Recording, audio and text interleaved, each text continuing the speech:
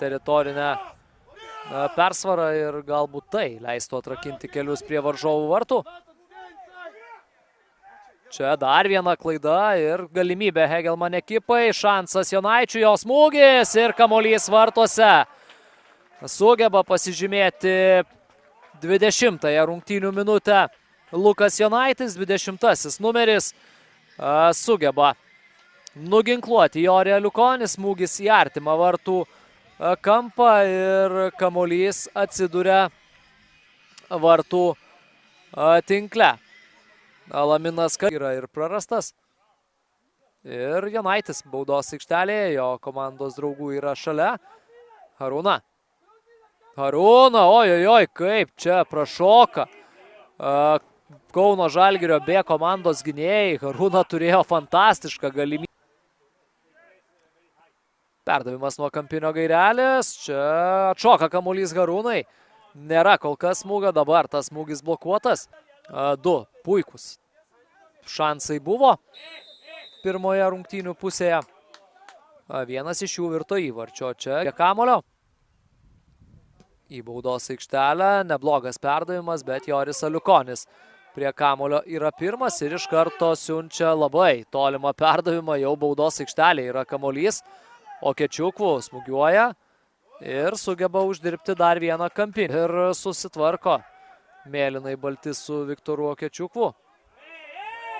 Kajodė ir gražiai kol kas klostosi žalgiriečio ataka. Kajodė pats bando smūgiuoti, dešinę koją nepavykusi. Čia ta ataka ir baigėsi. Akusobijo perdavimas į priekį, vėl iškart tarp linijų.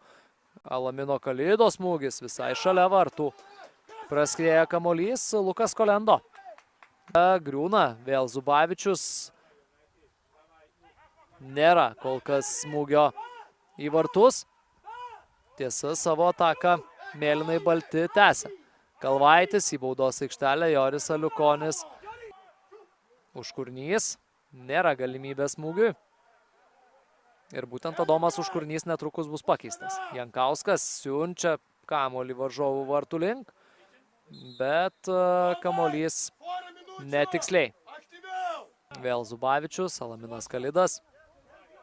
Dar vienas prarastas Kalido kamuolys ir čia, kai bėga nuo varžovų Sinkevičius, jo smūgis ir kamuolys dar kartą yra vartų tinkle. 2-0 po keitimo aikštėje pasirodęs Domas Sinkevičius pabėga tiesiog nuo visų žaliai baltų ir muša antrąjį Hegelman įvartį šiame susitikime. Na, visiškai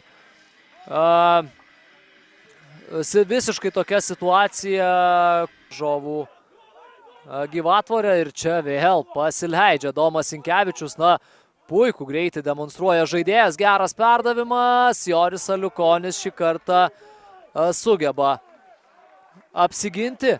Reikia stotis ir žaisti toliau.